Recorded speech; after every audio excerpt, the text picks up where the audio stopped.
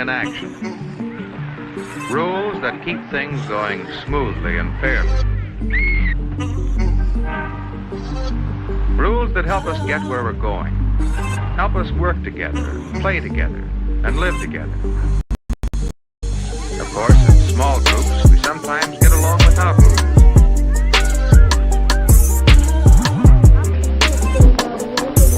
But there aren't any loud noises, just the sounds of working. We call these work sounds. Listen. When many of us play together, rules make the game.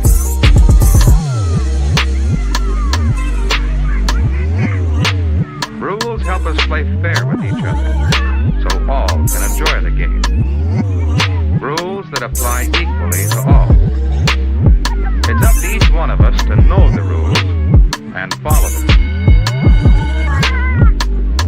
Why do you suppose this room is so quiet? Perhaps we can learn from the teacher. At New York's Madison Square Garden, a city college quintet faces five fast and fancy wet boots from the University of Oregon. It's the opening contest of an intersectional doubleheader, and New York scores 2 points worth of fresh blood. And you know, we have found that knowing when to be quiet is a part of growing up. 16,000 fans watch the boys from the Pacific Coast as they try to stem the onslaught of City College fever. But it's all over when Silverstein shoots off the hardwood, decays the ball, and the ball game for CCNY 38-36. Because a quiet room helps all of us learn. How do you do it? Well, each of us knows how to work quietly. That's very important. But the evening sport is a long way from the locker room. In the second game, a team of Northwestern Wildcats is matched against St. John's University of Brooklyn. The lads from Illinois are off to a springboard start when Bob Coble eases the Helen into the basket to take the lead. Do you think you could walk this quietly?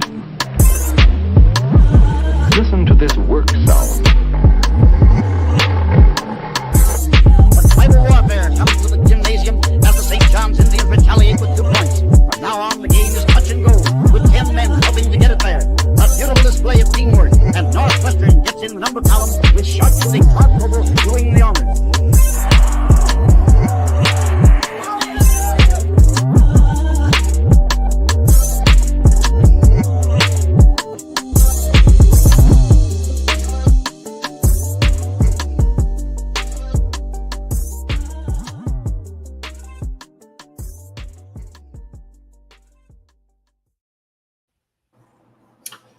Hello, everyone. Welcome to Learn the Game, where you find out if you got an F for effort.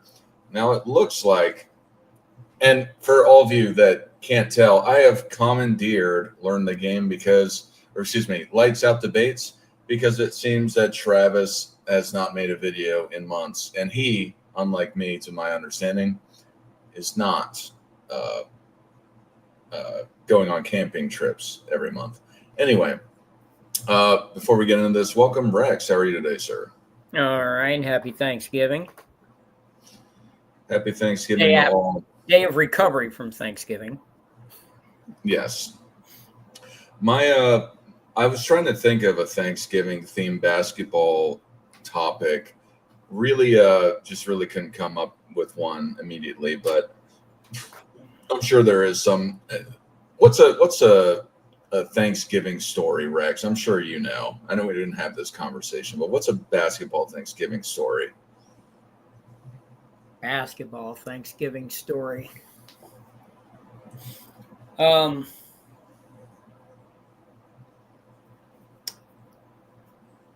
For like the basketball history or my personal experience? Well, I guess either. I was more so basketball history, but yeah. I believe, I'm not sure. I might be confusing it with Christmas, but I believe Bernard King had a Thanksgiving Day game that was outrageous one year.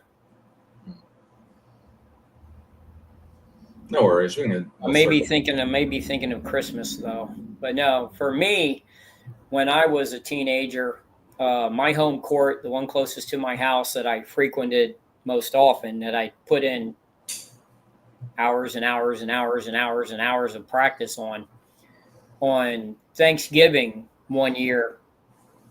It ended up being like unseasonably warm. It was like 80 something degrees and sunny and beautiful. And the college guys were home. All the guys from the area, retired pros, top female players, everyone congregated to this one court on Thanksgiving. And I thought, it's Thanksgiving, I'm going to go up to the court and I'm going to get in a bunch of practice. No one else is going to be there. And I get up to the court and David Robinson's there. Tom Worstel, who is a Hall of Fame lacrosse player who played basketball at Maryland after Bias died, he was there. He could have been a pro basketball player, but his whole family is in the Lacrosse Hall of Fame. He was going lacrosse. The Kessner twins were there, who were the starting backcourt at a local high school that then went on to, I believe they became the backcourt at Middle Tennessee State, and then went out to Hollywood, and they both ended up making all kinds of money in movies and television shows. They were there that day. Don Collins was there, who had played for the Milwaukee Bucks and the Washington Bullets. He had just retired. He was there. Medina Dixon, who was an Olympic gold medalist on the 84 women's team in the center for Old Dominion University when they won the 84 national championship. She was there. All these people, all these great players were all there at the court when I got up there, and I just spent all day playing with sometimes and watching mostly. All of those people go at it. Corky Sims was there, who had won a NAIA national championship, and he was the first. You always hear people talk about 4-foot vertical leaps. He's the first guy I ever saw that actually had a 4-foot vertical leap. And watching him and David Robinson go at it was crazy, because he was only 6'1", but he had a 4-foot vertical leap, and he was a bodybuilder. So he was just thick, huge. There was a guy there. I cannot remember his name right now. And I'm so sorry, because he really helped me a lot when I was developing. But he was a guy that was a great athlete, that he was a linebacker at Virginia Tech, and he played for the Denver Broncos for a year or two. He was up there. I mean, there's just all the talent from the area. High school player of the year for the state, Eugene Baltimore, he was up there. Everyone was there at that court that day, and it was Thanksgiving. And I thought I was going to be alone. I didn't think anyone else going to come play on the holiday, and it ended up being literally people all the way around the court. If you weren't inside the fence, you couldn't even see the game, because people were lining all the way around. It was great. Only if there was turkey there, that'd be a better basketball story. But yeah, there were other things there that were being consumed. Yeah, I'm sure. With that said, what makes a great basketball player? Let me start off from my perspective, but I know that you are the resident, former overseas pro basketball player, and way more knowledgeable about all things involving basketball than myself. I think what makes a great basketball player is somebody who's got determination, tenacity, somebody who has a passion and the will to do great things in the game, starting from themselves, and then having a great perspective about how a team operates and how to win as a team, not just as an individual, but how you can individually get a team to win, and doing what it takes to get there. What makes a great basketball player to you? I know this is really an open-ended question, but yeah. Well, this is the beauty when you first proposed this question, I didn't exactly understand which way you were going to go with it. Of course, it was like 3 a.m. my time, so I couldn't really wrap my head around it. Then when we just started talking about it before we came on, it made much more sense. And this is probably the show I've always wanted to have, because so many fans are completely oblivious as to what makes a great player. They only look at the star player on the winning teams, the guys that are winning trophies, as their great players. And that's it. And it's like, nah, they don't understand. Basketball, more than any other sport, is the ultimate game for a myriad of reasons. Number one is its flexibility. You can play 1-on-1, 2-on-2, 3-on-3, 4-on-4, 5-on-5. The first ever basketball game was 9-on-9. You can play an actual game, with quarters. You can play with halves. You can just play to 16, play to 11, win by 2.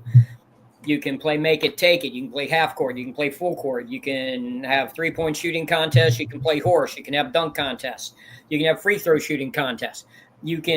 There are so many different variations of the game, more so than any other game. You can play it at any level. Little 8-year-olds can play, with the right equipment. Women play, men play. Handicap leagues exist. It's an Olympic sport, amateur sport, high school sport, little kid sport, AAU sport, World Cup sport, professional league sport. It's all over, every which way. But at the same time, it is very individual, yet 100% team oriented. You can be the greatest individual player of all time and place in there whatever name you want to: Jordan, LeBron, Kareem, Wilt, Russell, whoever. They did not win, any of them, until they had a competent team and coach put around them with competent management. When you win a championship, it is not just a player. It's not even just the players. The team that wins the championship is the team that every member of the organization excels from day one to the final buzzer. That means the secretaries, the trainers, the nutritionists, literally, if you ever played and you ever went through it, the janitors all have a huge role to play to getting to a championship. Every player on the team, if you get a player that's on a 10-day contract in March and then he's gone and you end up winning, well, the greatest thing that 10-day player did was he did not screw up the chemistry. He kept things moving forward, and he kept the seat hot for the injured player that ended up coming back to take his roster spot. And you know what I mean? Everyone has to be involved and be at their best and exceptional that season, or it doesn't work. Yeah, when I think of it too, is that I 100% agree. But one phrase that I hear all the time, which it grinds my gears all the time, is that I did it by myself. No, you didn't.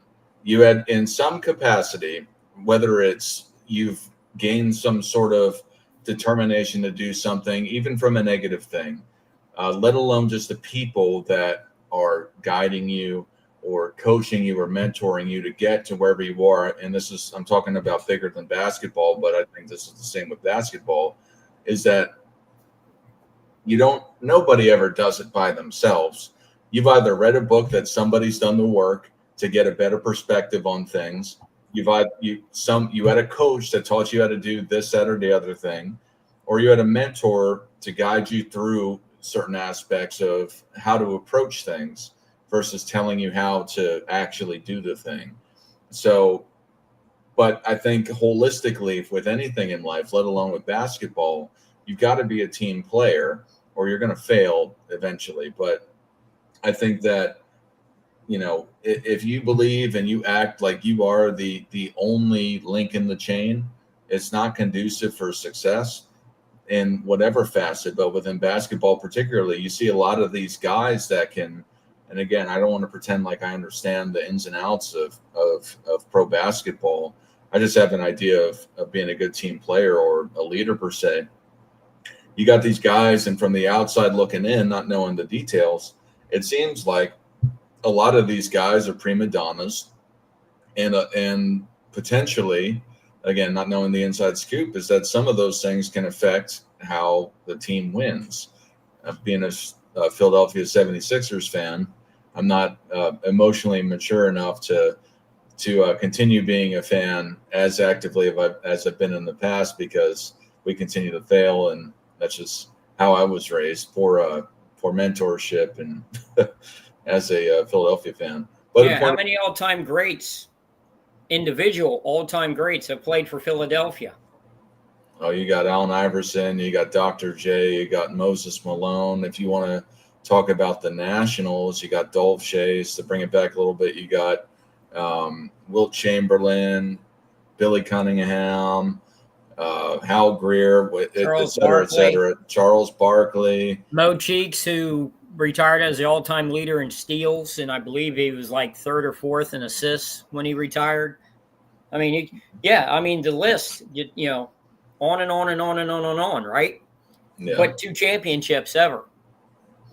And we got Joel Embiid right now, who I'm most specifically talking about for my emotional immaturity to well, there was actually an incorrect stat I saw on YouTube the other day. Somebody posted James Harden is the only player in NBA history to hold the scoring record for 2 separate teams, and that's ridiculous because Wilt held it for 50 years. Had that. It wasn't until Joel Embiid scored 71 that he broke Wilt Chamberlain's 76ers single game scoring record. Up until Embiid scored 71, Wilt had the all-time scoring record for 2 teams. Not all time, but the high game record for 2 separate teams. Obviously, the other being the Warriors. But individual. That's why when people talk about, look, no one argues for Wilt Chamberlain more than me. He's still the only player I ever saw in person that to this day, 52 years later or something like that, I'm still gobsmacked and I still remember it just like the night it happened. Seeing him live, it was a different thing. It was different. I remembered it all my first game I ever went to, and I always expected the first time I went to see Larry Bird, first time I went to see Magic Johnson, it wasn't the first time to see Jordan. I'd seen Jordan at playing college. But in the NBA, all these players, I always expected, first time I went to see Shaq, the only time I went to see Shaq, I always expected to get that same feeling again as when I saw Wilt right in front of me. Like literally, I was 4th row. He was right there, 12 feet away from me, standing right there. And it's never happened. With all the people I've played with on the court, all the players I've watched live, out on the playground, in actual games, sitting in the stands, nothing's ever come close than just seeing Wilt and like, oh my God. And just the presence of and everyone felt it. Everyone treated him that way. I mean, Jerry West was talking to him. You could see in Jerry West's eyes, and they're teammates. They see each other every day. West was like, Wilt would grab a rebound and throw an outlet, and his own teammates and the coaches and the fans and the refs and everyone's looking like, Jesus, you know? He's just a totally different thing, man. But his individual dominance did not translate to instant team dominance. because that's how basketball is. Just to bring it back for a second, with the I didn't have the privilege of seeing Michael Jordan play as a kid. I've only been to a handful of NBA games. I think I've been to 3 or 4 in my life. Never saw the face of the league per se. But I just wanted to make the comment that it seems like there were a handful of guys, to include Wilt, to include Michael Jordan, and you have a different vantage point than I do about it. But to see guys like that, I'm sure it's probably the same with somebody like George Mikan, Kareem Abdul-Jabbar, potentially Magic Johnson. I know you're talking about Magic Johnson, Larry Bird, but again, you have a different vantage point than I did about it. It's more like looking at LeBron James for me, where it's still, fantastic player, but it's not your childhood. It's different when you have that perspective as a child to see the greatest basketball player in the world, however you want to put it. So, but I just want to say, whenever you bring up that story, I envy that you were able to experience that as a child, to see the greatest basketball player in the world at that time who had that aura. And the thing is, I think more so what really molded my perspective of the game was 2 things as to what I consider to show greatness in the sport. Is growing up, I got to see all of my home teams win championships. Yeah. I didn't follow hockey at the time, and the Capitals were a dumpster fire, so they didn't win. But Georgetown Hoyas was my team. They won the national championship, went to 3. The Redskins, the Baltimore Orioles, even the local college, George Mason, won the national championship and the first ever college soccer national championship. And I was there. I got to see all of this excellence in sports. I ended up playing with, or going to school with, 3 1996 Olympic gold medalists. And of course, you didn't know this in the mid 80s, when we were actually in high school. They all did that later. But, I was just in the right place at the right time where I got to see all of this stuff.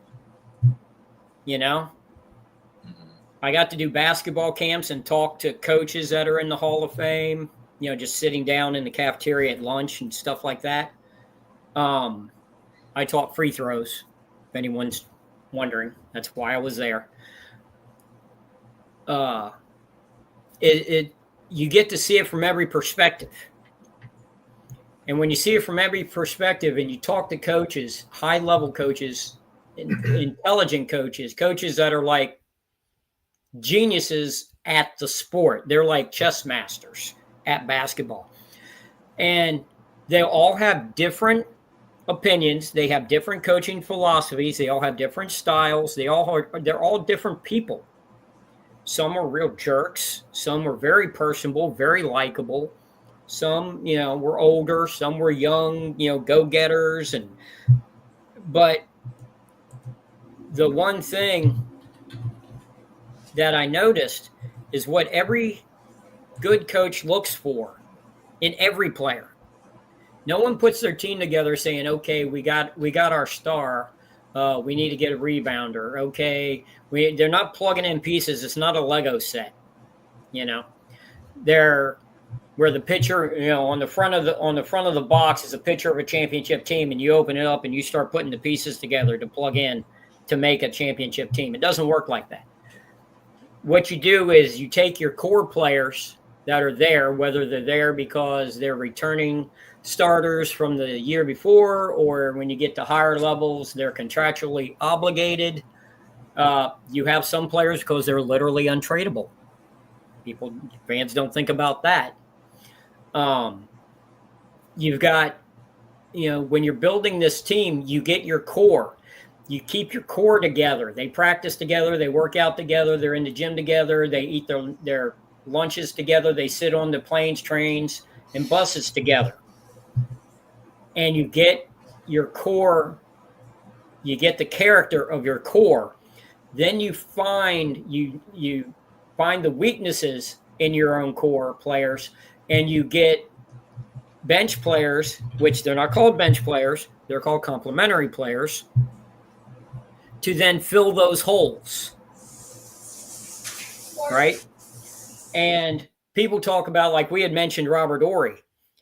Robert Horry has 7 championships, and fans act like he's lucky to have 7 championships, because as fans don't understand how it works. Pretty much all fans, think it's like them going down and signing up for the rec league to play on a team. And your team, happens to be a good team that year, and you win the championship. And these are billion-dollar companies in a billion-dollar industry, and everyone playing is a millionaire.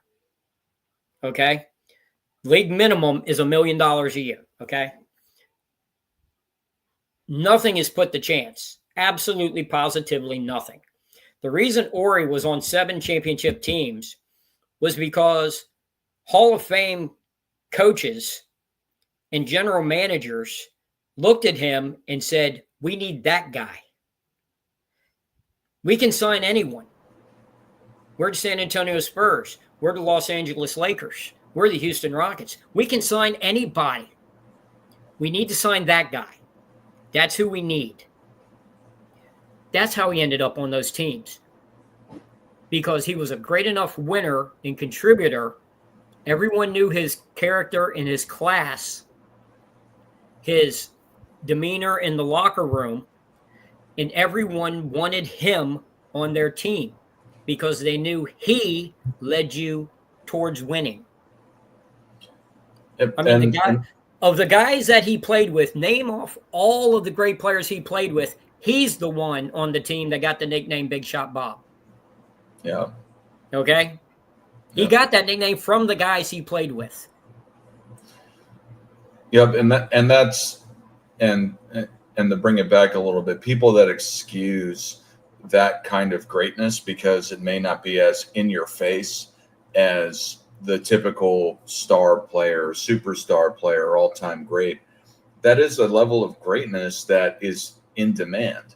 Somebody who has the clutch gene, or however you want to put it. If you're being called Big Shot Bob and you're wanting to be on all these teams and you provide results as a complimentary player, as you called them, how are you not a great player? How are you not somebody who should be lauded and appreciated for what you're able to bring to the table? And it's not to say that he wasn't, but to somebody who doesn't appreciate that greatness, he's not in a lot of ways. A lot of people will say, well, he will offhandedly say, well, he won 7 championships when they're trying to diminish Michael Jordan or somebody like that. But then they leave it at that, and they don't really talk about how great he was as a player, really. Well, they have different roles, okay? Yeah. Jordan never had a chance to win more than 6, to be honest with you. Okay? Yeah. He had 6 opportunities where he was healthy, the team was healthy, the team was good enough and strong enough, mentally, physically, to get through the playoffs, get to a championship, and win it. He had 6 opportunities, and he won all 6 of them. He only had 6 opportunities because being a star player, a future great, and people act like he came out of nowhere. He didn't come out of nowhere. He was College Player of the Year, ACC Player of the Year, Olympian. Everyone, he was picked number 3 in the draft. Okay, he wasn't picked in the second round like Willis Reed. Okay, he was number 3 in the draft. Everyone knew he was going to be great. They didn't know that great, but they knew great. Depending on team needs, he could have went number 1. Yeah. Him and Sampson teaming up in Houston would have been great, but Houston already saw after Sampson's rookie year, he's not built to play center in the NBA. He's going to get broken. So we need to get, if we have an opportunity to get a center like Olajuwon, we need to get him, because Sampson's not going to be able to play the pivot for 10 years. He's not going to be able to. He's going to get broken in half. That was obvious from the start. So they went big. Portland, everyone makes up these excuses and calling, Portland like they were stupid or not. It was not. Portland literally had at Jordan's position 3 All-Stars. 3. Okay? 3 already at that position. They don't need 4. Why not? Yeah, they had Clyde Drexler, who was the future, and he proved to be. They had Jim Paxson, who was coming off first-team All-NBA. He was the best shooting guard in the league. First-team All-NBA shooting guard. You're not drafting a shooting guard, no matter who it is. Right? And then they also had Kiki Vandeweghe. They had just acquired Kiki Vandeweghe from Denver, I believe. So they had that position locked down already with 3 guys that were already all-star caliber players. 1 All-NBA. Yeah. So then it goes to Chicago. All right. But they're a rebuilding team. Everyone knows this. This is all, any Jordan fan, basketball fans knows this. They had to build a team. Once they had the team built, Jordan started winning. Yeah. And they ran it till the contractual obligations, the business side of basketball caught up to them. And that's when the streak ended, right? That's when the Bulls broke up. People think it was some personal thing with Jerry Krause. That's such a fanboy response. All right. Jerry Krause did not break up a 6-time champion because of personal reasons. Jerry Krause was an employee. He did what Reinsdorf wanted him to do. He did Reinsdorf's bidding. That's his job. He's the general manager. He does the business moves. Reinsdorf, the owner, wanted done. And for business reasons, because of the lockout that was coming up, he didn't want to pay out $40-something million to the big 3 and then them not play and him still be obligated to pay them all that money. Instead, he put that money into the White Sox, which he also owned, and over the same 6-year buildup that he did with the Bulls, then won a World Series and had a second revenue stream and a second champion. It's money. That's what happened. So to bring it back a little bit, what you talked about Wilt Chamberlain being a great player. So what makes the world's best basketball players so great, and how does guys like Wilt Chamberlain, Michael Jordan, LeBron James, these guys that are gonna, Larry Bird, Magic Johnson, how do these guys become looked at as the greatest of all time? What are the characteristics for those guys that make them so great? Number 1 is genetic luck. That's fair. That's number 1. All right. When David was at Osborne Park High School, he was started at 6'4", was 6'6" by the end of the senior season. 6'6". At 6'6", David Robinson never plays a day in the NBA. Not a day. All right. He spurts to 7'1". Anthony Davis in high school, I believe was in Chicago, I think. I'm not certain. Somebody can check on this for me. But I believe he was listed as an honorable mention All-American as a point guard at 6'2". Yeah. Then he grows to 7 foot. Now he's probably going to edge into the Hall of Fame by the time he's done. At least be mentioned. I think he could probably get there. It depends. But anyway, It's not the NBA sidebar. Hall of Fame. It's the Naismith Hall of Fame. And his college career and his USA career, it all plays into it. And he's not done yet. Yep. But, Dr. J was another one. Coming out of high school, I believe he was like a 5'11" guard. That's why he ended up going to Massachusetts and not UCLA or Kentucky or somewhere. He went to Massachusetts. He was 6'3" when he was an All-American in Massachusetts. When he signed his contract for the ABA, he was 6'3", 6'4". He was still growing. He ended up 6'7". Okay, if he was still 5'11", 6'3", 6'3", he would have still been in the NBA, but he wouldn't have been Dr. J. Larry Bird is another one, huge growth spurt. Michael Jordan, no one else in his family is over 5'8". Yep. And he ends up 6'6". So we got the genetic. Yeah. Yeah. What's up? Number one is genetics. If you don't have the genetics, you're not going to be there. And for everyone that wants to sit here and bring up Spud Webb or Muggsy Bogues. Okay, Spud Webb had a 41-inch vertical leap and like a 4.40. Okay, he's an elite athlete. He had genetics, just not height. When you talk about Muggsy Bogues was one of the strongest players. I actually played against him once, and he was a rock. He was an absolute, and he could actually jump as high or higher than Spud Webb.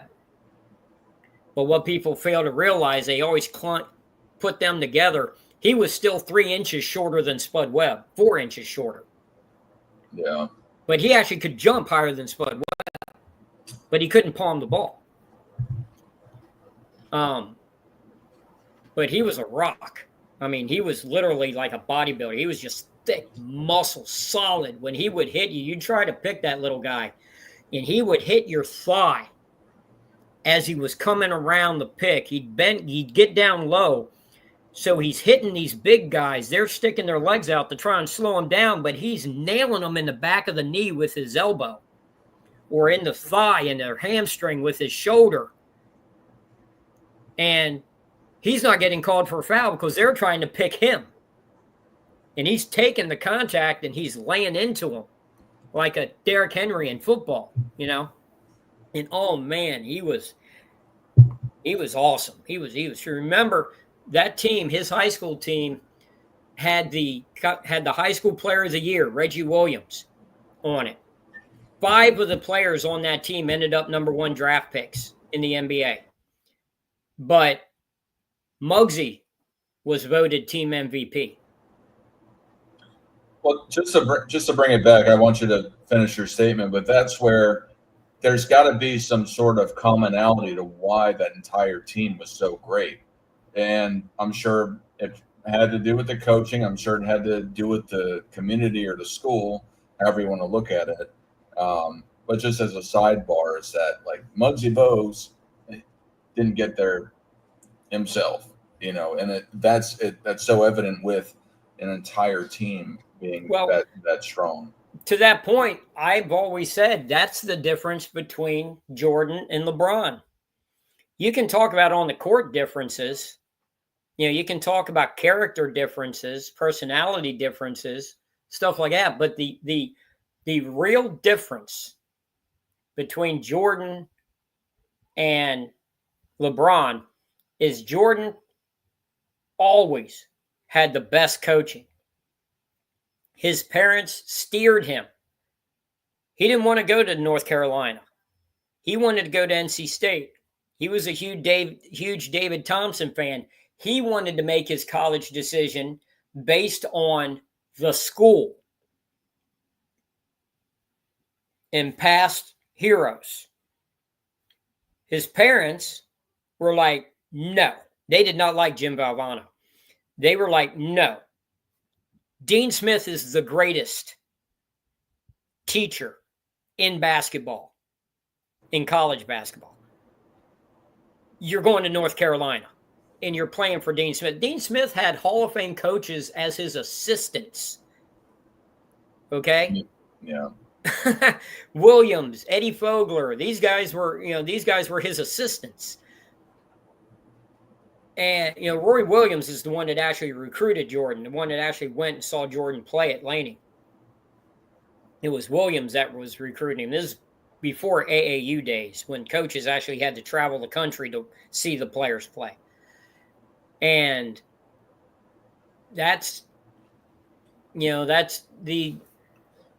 he had a great high school coach with Coach Herring. Then he goes to North Carolina, gets the absolute best coaching. Then during the summers, they have the famous summer runs where all the old Carolina guys come back and play. So during the summer, he's playing against Walter Davis. And you got all the guys, like Larry Brown, Billy Cunningham, George Carl. These guys were all Americans at North Carolina. You got defensive players like Bobby Jones that are coming back to North Carolina, Bob McAdoo, that he's getting to talk to, play with, learn from. Then he goes to the Olympics and he's playing for Bob Knight. And then you got coaches like George Raveling as assistant coaches. And you're getting constant great coaching at every step of the way with Jordan. He was so smart, and his family was so smart to say your loyalty is to the coaches. They're going to teach you what you need to do.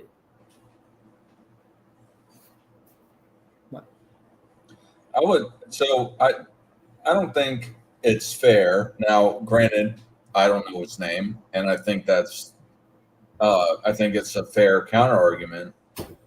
But to say that LeBron James, being coached as a kid, didn't have some level of, at the very least, exceptional mentorship on how to be a great basketball player, I think is unfair for the people that guided him there.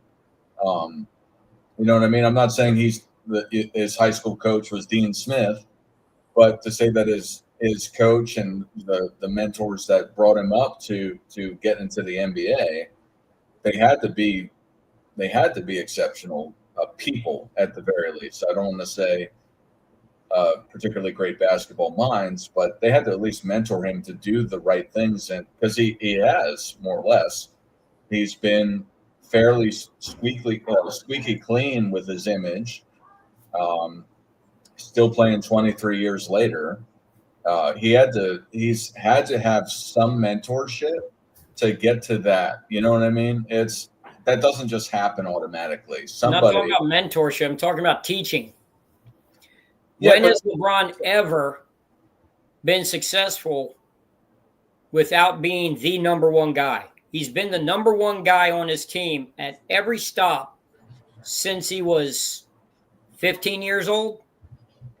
He's only ever played that role. Yeah, look at Jordan. Anytime Jordan gets on any type of all-star team, look at the Olympics, look at the Dream Team. Jordan was 100% content with being a team player. He didn't lead the Dream Team in scoring, steals, assists, rebounds, blocks, nothing. He contributed. He played a supporting role, a complementary role, because that's Jordan's personality in real life. Now, on his team in the NBA, he never got that opportunity. He played that way in college. He was not the main man until Worthy and Perkins left. No, I'm with you. I think we're talking about two separate things, or in ways.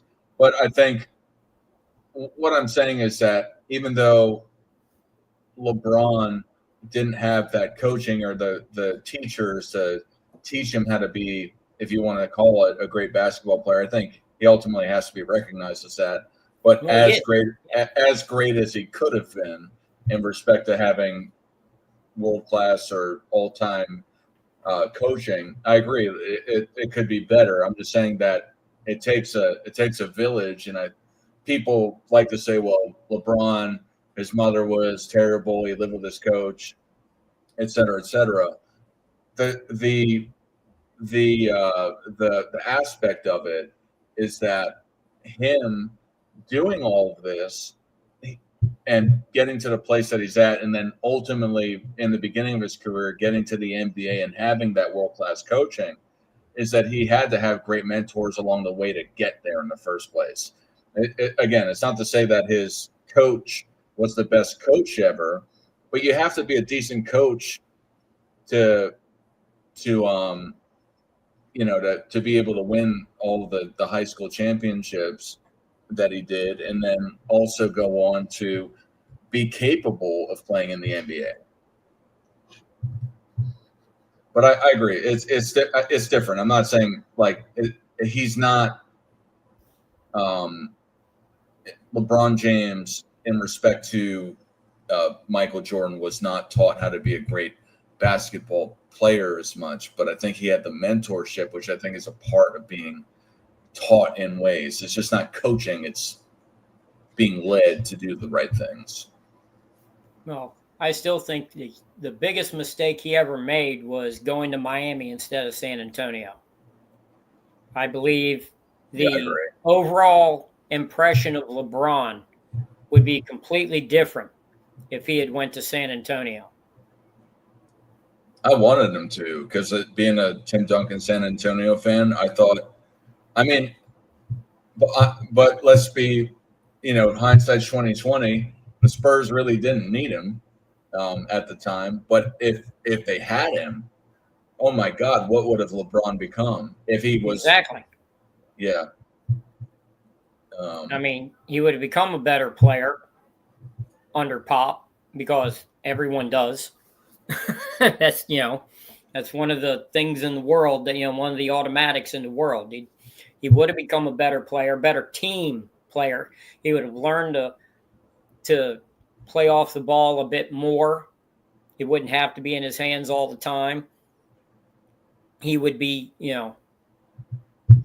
it's just what you learn when you're around all of that. And people today say, oh, but he played for Spoelstra. Spoelstra was a new coach when LeBron went there. He's not the Spoelstra of now.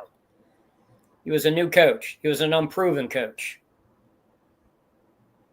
And he's not Pat Riley either, which I understand why he wanted to go there in the first place. There's a little something about that I was told by someone inside way back when I was living in San Antonio, that LeBron, it was implied, inferred, or he mistook or misguidingly hoped, whatever term you want to use, that if he went to Miami, then Riley was going to come out of the office and coach the team the way he did when Shaq came to Miami. Remember, he was not the coach then until the playoff run. Stan Van Gundy was the coach. Then they made, or he, however you want to put it, Van Gundy stepped down, whatever behind-the-scenes drama you want to claim happened, and Riley took over and coached them to a championship.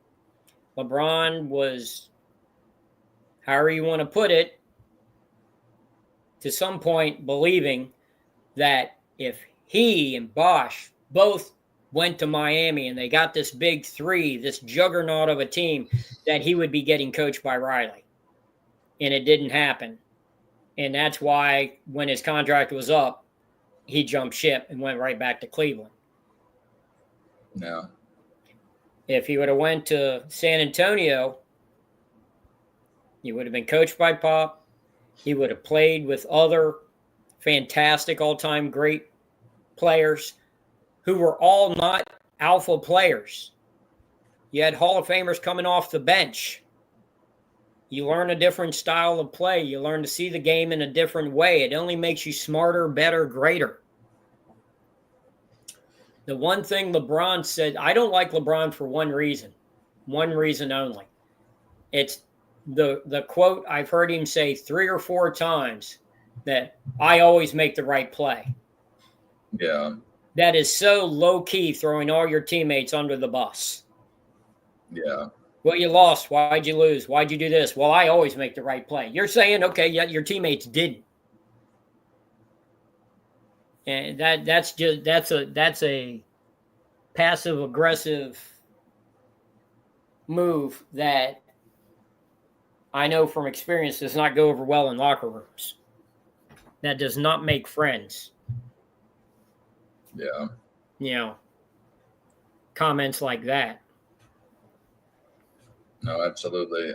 You know, and it's just and like I said, it's he's one of the greatest ever, obviously. Yeah, I think to switch the mentoring. I think that I think it was his friends at that point, the Rich Rich Paul, I think his name is Rich. Yeah. Anyway, that just completely escaped my mind. But the aspect of it is, I think that he was already so far within the NBA, and he's got friends, not real experienced people at the time. At this point, they're experienced, and I'm not saying that it's in hindsight. I believe it was the wrong choice, but I think he was given advice at the time to say, "Hey, keep your image.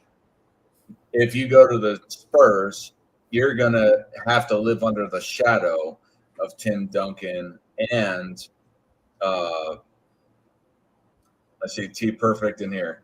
T Perfect, I told you, I told everyone at the beginning of this, I commandeered the channel because you haven't put out a video in 2 months. I've been on camping trips. Anyway, you're welcome to call in. I put the call in drop down. But I think LeBron didn't want to live under the shadow of Tim Duncan and Greg Popovich. And that's the problem. Yeah. That's the whole problem. Yeah. But once again, that's just one thing. But when it comes to greatness, there some players make it because of their athletic ability.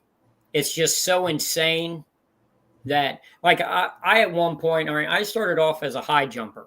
Okay, I could jump really high. I could dunk when I was like 5'7". A volleyball. I couldn't palm a basketball at that time. I was like 15. I was a high jumper. And I'm just learning. I'm playing every chance I get. I'm in a church league. I'm in a kids league. I'm on a school team. And I'm just playing all the time. Playing at different rec centers, different courts. And I'm told in my league, I'm hesitant to take shots because my best friends were on the team, and I was always, let them shoot the shots. I'm happy to, and I'm just trying to learn. I'm watching and everything. It's my first year playing organized basketball, and the coach tells me, "Look, if you can get open, shoot it." And I'm like, "Okay." And I'm not doing it. I'm hesitant because I don't understand exactly what he means by open. Because I'm a little guy, a guard, but I can literally jump over everybody in the gym. I can get an open shot off anytime. So he says, if you can get open, shoot it. So like the next 5 times down court, I shoot. And he calls timeout. And he's like, okay, well, now you're going too far. Now you're gunning it. And I'm like, well, you said anytime I can get open, shoot it. Well, I can get open every play. And then his response was, but that doesn't help your teammates. And that always stuck with me. I can shoot every shot, and I was making most of them, but I'm not helping my teammates any. And that's when I started trying to understand. And that's when I later reading Bill Russell, one of Bill Russell's books, where he mentions just mathematically speaking, there's 5 guys on the court on your team. There's 1 ball. Mathematically, you've got the ball in your hand about 20% of the time. What are you doing the other 80% is what determines the winner of the game. And I put those two things together. I can shoot every shot. I mean, I'm playing it's a kids league, you know. None of the kids can jump like I can. I can be double teamed, and all I have to do is jump straight up as high as I can. They can't block my shot. I'm open, you know. But that doesn't help my teammates any. They don't get any better. They don't get to play. They don't get the ball in their hand. They don't get to make plays in front of their parents. It doesn't help. You're not making a team. Yeah. So, you know, that's where it came with me. And I just found that I enjoyed playing much more passing the ball. I got much more excited out of passing it than I did out of scoring. Yeah. I like to, when I play, I think the most enjoyment I get, now granted I don't play serious basketball, the most enjoyment I get is when I outrun people on fast breaks, or I get to play defense because I'm running to get back on defense on the defensive transition. That's what I get the most enjoyment at, being near 40 years old, is that I'm outrunning these guys. Now, again, like I said, it's not serious basketball. It's pickup basketball. Half people are there just to get some shots up only, not even run. Yeah. So, but for me, that's what I enjoy is just, again, without attaching skill to it, it's just hustling. I like to score. I mean, it's fun. I got a decent hook shot on the low block and going off of the right side or going in the middle. I got a decent hook shot where I can make it fairly okay for a casual. But yeah, what I enjoy the most is outrunning people half my age. That's what I enjoy the most for me being a casual basketball player. But in reference to what makes a great player, it all depends on, you know, your ability level and what role you can fulfill on a team. Some players make it off pure hustle, like you just mentioned. Some players are just so naturally talented that they almost can't not succeed, you know? And then you have some that are just, they understand the game and they know how to maneuver, you know, on the court to be in the right place at the right time, to where every coach, what I found out, what I started to say earlier, talking to a bunch of different coaches, great high school coaches, college coaches, one or two pro coaches, former pro coaches. The thing I notice is what they look for in every player, regardless of what role you're going to perform for the team, is they're looking for players that can make plays. And a lot of people don't understand what that means. Making a play, you know, remember one time there was a guy up in Boston that before he became a superstar, before he became an all-star, guy's on a bench. He's coming off the bench as a sixth man, gets a steal that wins a championship. Famous call, you know, Havlicek stole the ball. Havlicek wasn't Havlicek yet. But he was drafted, and he was on that team, and he had an NFL tryout, by the way, because the thing that they noticed about him was that he made plays. When teams are going head to head and the intensity is high and they're matched up and everyone on the court is canceling out their counterpart. So it's a really tough, knotted game, and every little thing counts. You know, if you're not going 100%, if you drop down to 98, you lose.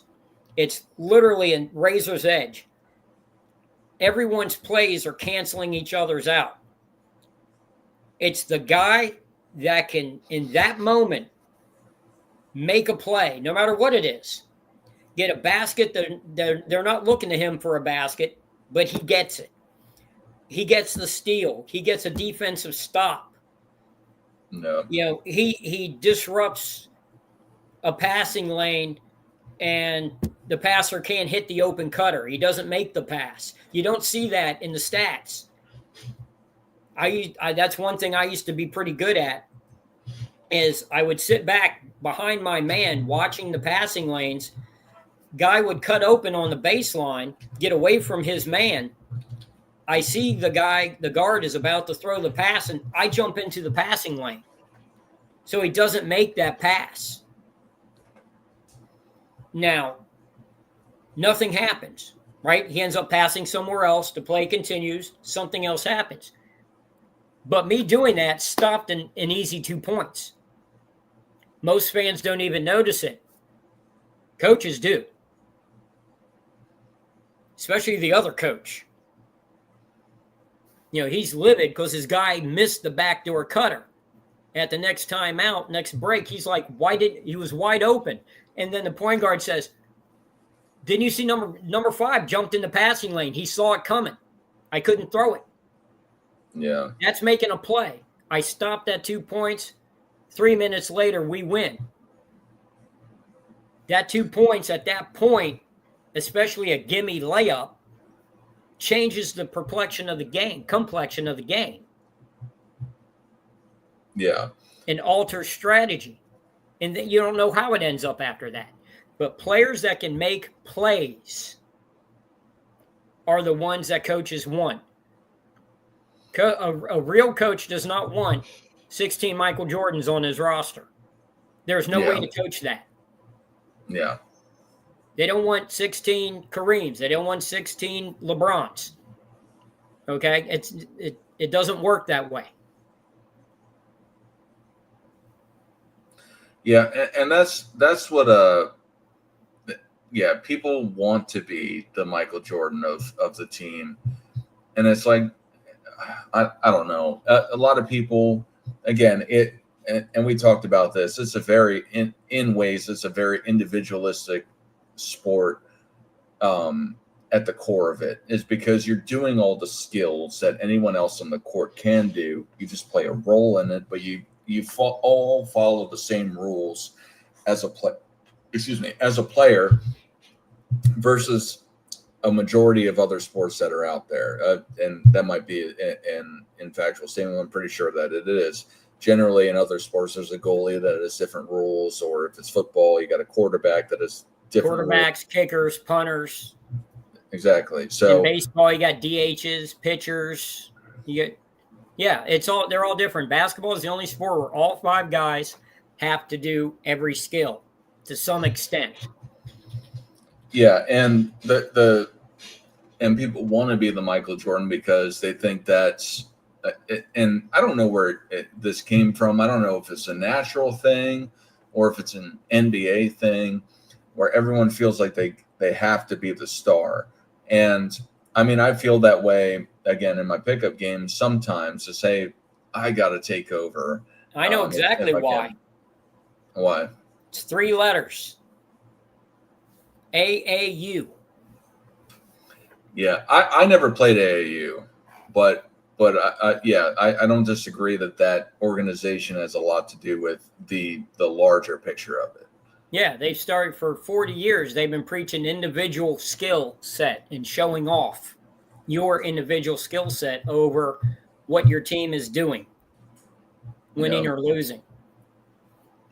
That's the problem. And actually, it was Luka was just speaking about it. I think during the off season was the interview. He was talking about it. It's like that's why foreign players are starting to dominate the league, because foreign players are taught they're brought up the same way they are in soccer. Every pro basketball team in Europe has junior teams. When they recognize your talent when you're 14, 15 years old, they sign you. And you go to school, and then you go to their academies where you're coached by top coaches, and you're brought up on a process to go with your growth, different levels, of teaching for your different age as you're growing up, different maturity, so that you're getting your potential is getting maximized at every step. And now it's gotten to the point, because we have the AAU system, which is do it yourself. It's we're going to teach you how to spend 8 hours in the gym working on your own personal game, and no time teaching you how to play with others. While they're spending all day playing with others, and then on their own time working with the coach on their personal things. And so when they get to the NBA, you see all these foreign players that start off as bench warmers, like Giannis, Jokic. These guys, come over as complementary players and then mature into MVPs, because that is how their training is done in Europe. It's not how it's done here. Everyone wants to be a star. I used to have a plaque when I was a coach. I used to have a plaque that said, it doesn't matter who's best in the world when you're 12. It's who's best in the world when you're 25, because then you get paid. Greatest 12-year-old basketball player in the world gets nothing. There's nothing. It doesn't matter. No one's going to sit there and ask for your autograph when you're 60, going, wow, I remember you. You were the best player in the country when you were 12. No one cares. You're a has-been. No one cares. You're the best player in the world at 25. Everyone knows you. You're rich, you're famous, you have generational wealth. You're providing for your family for generations. You're a success. That's when it matters. Aim to be great then. It's all a building process to then. That's how Europe teaches their players. That's not how the U.S. teaches ours. We glorify. I was just watching a YouTube video of some kid that's the son of a pro player. And he's the number 6th ranked player in the class of 2030. And I'm like, what the hell are they doing ranking like 5th graders? Yeah. What the hell kind of garbage is that? Yeah, I saw a video about a 7th grader. Yeah. Yeah. No, it like to go down that line. That is something that I don't like about the AAU culture. And I'm going to even take it to another level, because I also like Brazilian Jiu-Jitsu. So it kind of is in the same light, except being less physical, as like a wrestling dad. Like there's nothing wrong with wrestling, but I remember I went to a wrestling meet when my brother was 6 years old. He got double-legged and dropped on his head as a 6-year-old, and people were cheering that he got dropped on his head as a 6-year-old. It's like, dude, you got to chill out with this. Like they're children. But to your point with the I saw a 7th grader who looked like a man, but he was ranked number whatever in the league, and I'm sure it might have been the same video or a separate video. Either way, if you're a 5th grader or a 7th grader, why are you being ranked nationally? I don't even think there's a large enough sample size for that. You know what I mean? Made it. They make it. That's the whole point. It's ridiculous. It's stupid. In Europe, if you're the best 7th grader, then they got you practicing with the 11th graders. Yeah. And that's your reward, is you get to play with the older kids and learn more. And then when you're a 17-year-old, then you get to play with the big team on practice days. That's how Luka moved up, and they don't glorify at each stage. It's all a process till you get up to the big league. We glorify every step, and it limits potential. People still end up being great players, obviously, but it limits your potential because it limits your purview. It limits your focus of the sport. You're put as the guy. as a preteen or a teen, like I said, with LeBron, they never sit there and say, you know what, you're really freaking great. We need to get you on a better team. We need to get you playing with better players so you can understand the game better and see it from a different perspective instead of constantly every time you go on the court being the guy. Yeah. We need to get you with other players so when you walk on the court, you're looking over at your teammate going, he's the guy. Yeah. And I'm in a helping complementary position on this particular team. See, I played in a men's league. I was underage. They let me in because it was my 18th birthday was in the middle of the season. So I'm a bench warmer on that team. I'm a bench warmer on the high school team. I'm a starter in my last year in the kids league team. And then I'm in a church league that's just men and boys all together, around town, like 6 or 8 churches in the league, and then you have open play where if I got to a court and I saw a bunch of other teenagers out there playing, I didn't play.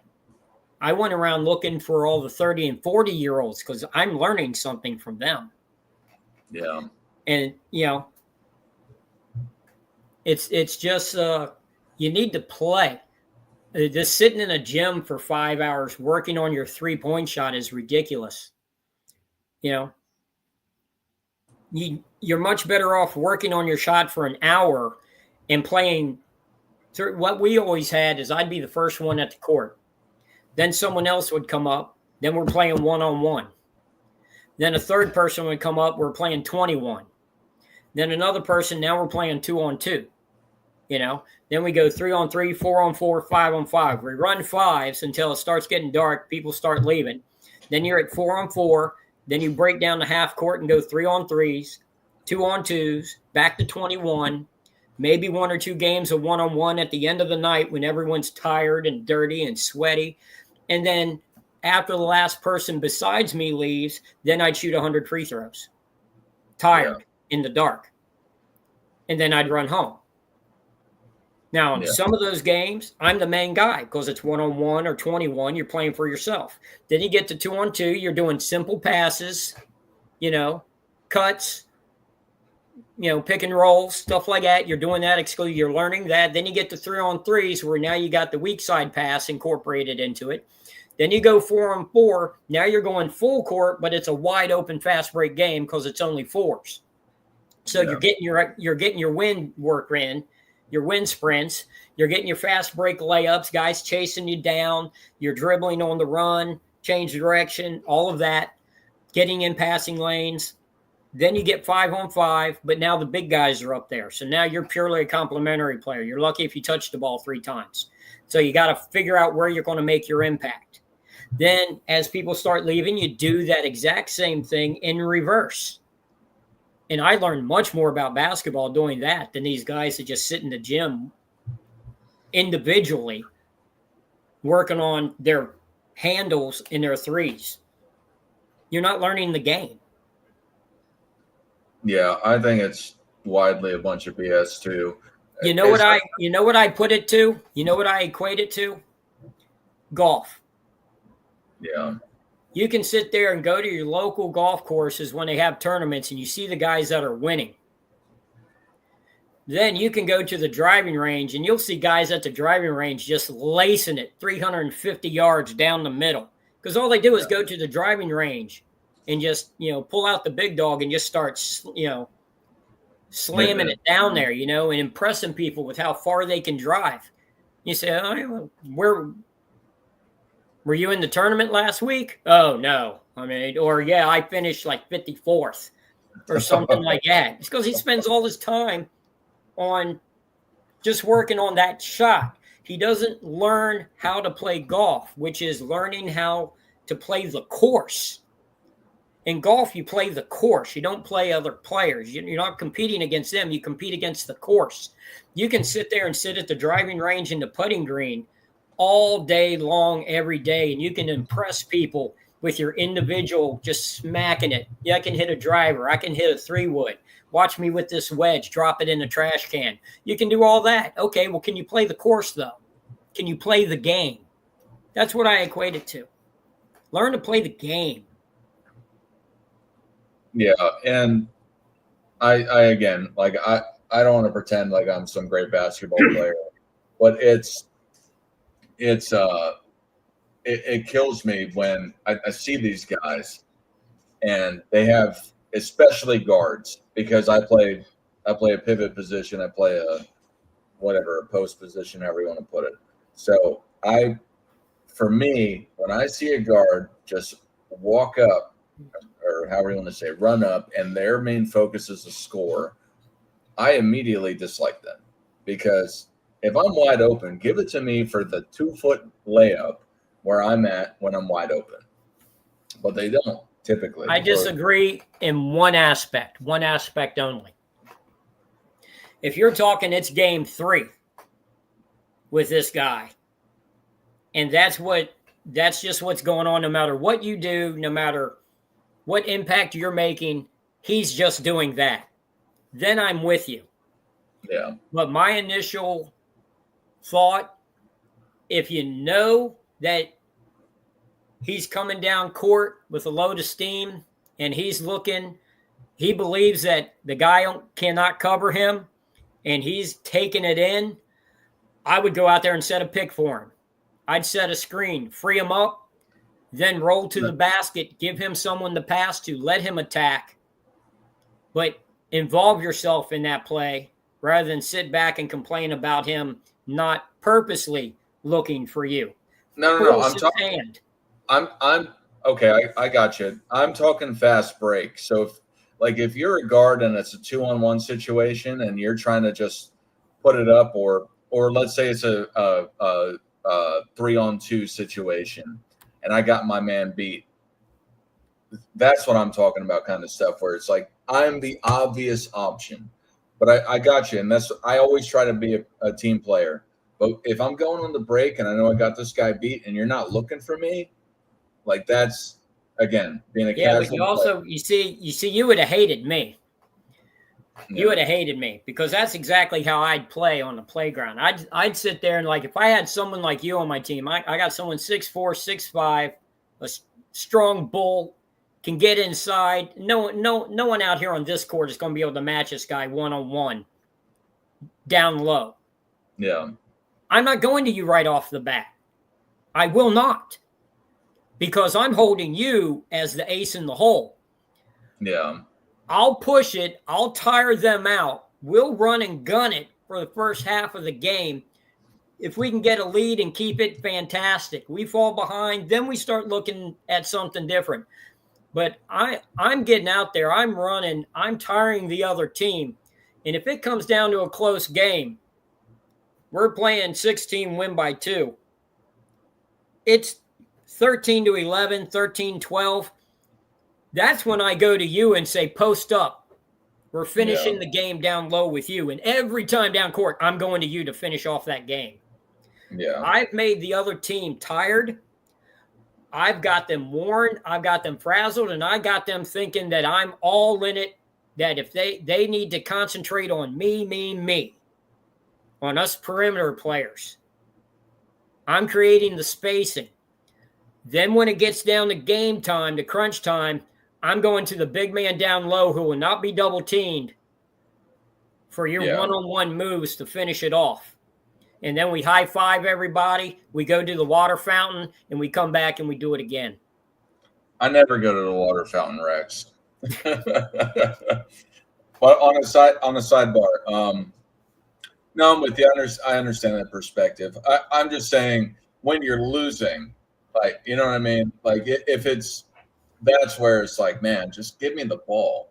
And because I am a team player otherwise, I'm always doing picks. I'm always trying to do some quick cuts. I'm always trying to play off the ball effectively on offense. So it's frustrating when you come across a guy who just wants to check up a 3-point shot because he thinks he's a good 3-point shooter. But on the sidebar, something similar happened to that. Just to, again, I don't know how interested people are hearing about me talking about my playground. I only got story. a couple more minutes. Yeah. I think that's how everyone feels when I talk about this. But anyway, no, but we were losing. It was bad. I was playing with this kid who just was chucking up shots, and I was trying to, he gave me a smooth pick and roll at first. I'm trying to do picks for him. He's just chucking up shots, missing everything. It's fine, whatever. A lot of them were decent attempts, but he started giving me the ball, and I'm down on the post, and I hit the same shot on this guy 6 times, and this on just a hook shot off of the backboard. I do a lazy drop step and just hit it. Anyway, what I'm getting at is that this guy he starts dropping his shoulder into my chest, and I'm like, and I told him, I'm like, dude, it's a foul. Now, granted, where I was, like, I can't be that aggressive about this stuff. Plus, I'm almost 40, so it's kind of weird to act tough on a basketball court when you're 40. But it's like, I'm like, dude, that's a foul. You're hitting me. You're shouldering me in the chest. And he's like, oh, it's only a foul if you take the charge. He's like, I read it on Google. And I'm like, come on, man. I'm like, and he kept telling me how much of a boulder I was. That was the term he used. He's like, you're wide, you're a boulder, you're not moving. And I'm like, imagine if I didn't say this because I wasn't trying to start trouble, but imagine if I was actually being physical with you. You know what I mean? Because I wasn't even touching him on these drop steps. I would just roll around him, and I hit the same shot on him 6 or 7 times in a row. Anyway, I just find that stuff kind of funny on a sidebar. But what I was trying to roll off of you talking about having the ace in the hole, I try not to just be a black hole where I get the ball, if I ever get the ball, and then just shoot it. You know what I mean? I try to. Why not? That's how the Lakers won 3 in a row in the 2000s. Sure. I like to think people don't. That's the whole thing, though. If you have that advantage, you actually have to take advantage. You're helping your team if you take that advantage. If you become that black hole, like a Kevin McHale, that was his nickname. If you start scoring down there, like, it forces the defense to make adjustments. Yeah. Then once they make the adjustment, then you look for the open man and you involve the teammates and you get them better looks. That's a team ball. Yeah. Not all team ball means, oh, we're just going to keep passing. I'd rather, pass. Playing team ball, if your teammate makes a fantastic pick and gets you open, and then another teammate makes a fantastic no-look pass and puts it right on your fingertips, it is your job as a team player to then score it. Yeah. Okay, that's part of it's one of the skills. It's part of team play. You know, Sam Jones, his role on the Celtics was taking the last shot. That was his role. That's what he did. He that was the role. Is okay, we're playing, we're passing around, we're doing this, we're doing that. Okay, this is our play. If we get down and it's a close game, we're up by 1, tied, down by 1, final shot's going to Sam. That's just that was his role on the team. It doesn't mean he was being a gun because he took all the final shots. It's because he proved himself over time to be the most consistent shooter in that situation. Yeah. So that was his role. It was predetermined. We have 3 different plays that involve Sam shooting the last shot. But just so everyone knows, if we get down to that one-shot finale, Sam's shooting it. Yeah. Absolutely. I know you said you got to get going, but I guess just to revisit it, I think what makes a great basketball player is tenacity, the willingness to be a team player, and then the willingness to put yourself in that position to be a team player. In a phrase, what makes a great basketball player to you before we shut this down? The ability to make a play. Yeah. You get guys that will score 20 a game, 10 rebounds a game. They double every game. But half the rebounds will be off missed free throws, when it's uncontested. Half of their points will be during trash time, during garbage time, at the end of a blowout. They're not really making an impact. But if you just look at their stats on paper, hey, they're a double-double machine. But they're not really impacting the team by making plays. Coaches want players that make plays. There are guys that are starters that play 37 minutes a game. They'll make 3 decisive plays a game. You got guys that come off the bench for 6 minutes that will make 3 decisive plays a game. That's where fans don't understand. They look at minutes played. They look at points per game. They look at rebounds. They look at, all that stuff. It's who makes plays is what coaches want. Guys that'll make plays. Yeah. Well, Rex, happy belated Thanksgiving. Yeah. Same. And for everyone that's been watching, learn the game. Don't get an F for effort. Get an A for effort. Try to do better. If you appreciate these kinds of podcasts that we're doing right here, take some time. And Rex, I know you've said this. Take some time into the team that you care about, your hometown team. Learn a little bit more about them. And if you want to learn more about the game itself, do that as well. Pick up a basketball, touch some grass if you appreciate the game. I try to do it as much as possible. I'm trying to make it a thing where I do it every day. My work is pretty hefty, but I've been doing it lately. I played 3 times this week. Monday through Wednesday, or no, Monday and Tuesday. I played Monday and Tuesday, and I played Friday, so I'm lying already. But anyway, I've been playing a lot lately, and I'm trying to keep it a thing. Rex, you got any last words for the people? Academy Sports has basketballs on Black Friday sale. Go get one, go play. Don't sit around watching highlights, YouTubes of whoever. Don't sit on your boat watching movies you've seen 6 times. Go down there, grab a ball 50% off, go out to the court and play. No. Absolutely. And learn the game. Have a great weekend, everybody. Rex, let's try to do this tomorrow if you're available. Are you available tomorrow? I should be. We'll have to text later. I got to get out the door. Got to get my wife to work. Okay. I will text you later. Have a good day, sir. Have a good day, everybody.